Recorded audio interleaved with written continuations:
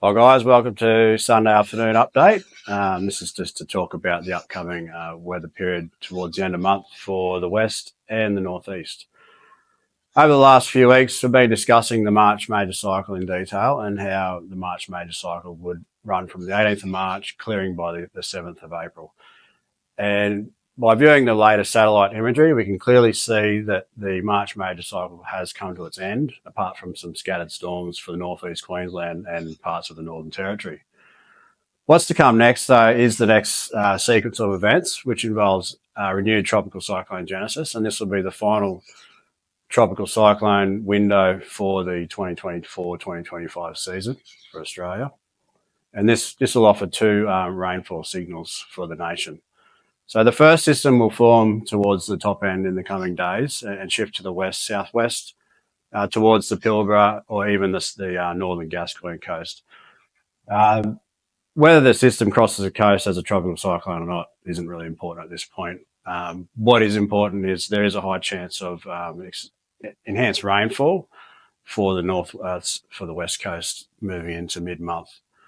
Following this, we'll see a secondary feature form about the Gulf of Carpentaria or the Northern Coral Sea, and this will be the predominant rainfall signal to end the wet season. And again, though, the problem with this rainfall signal is it will affect large parts of the northeast.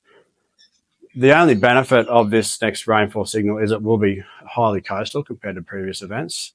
However, depending on which model run you use, brings rainfall well across the interior, as well as other models that keep the rainfall along much of the northeast coast.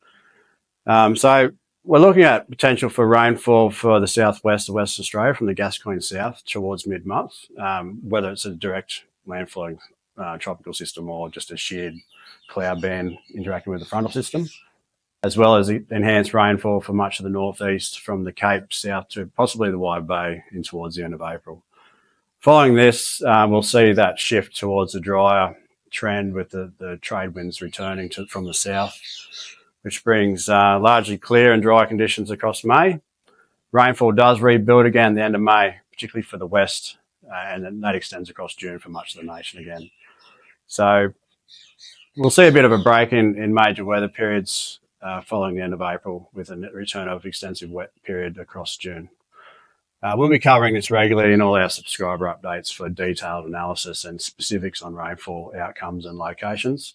So use the models that I post online just as guidance. There will be high variability with each model run, and trying to highlight specific rainfall amounts and for specific locations beyond a few days is unlikely and unreliable. So for all the latest information, just stay tuned on the website and we'll keep you updated with the best information there is. Cheers.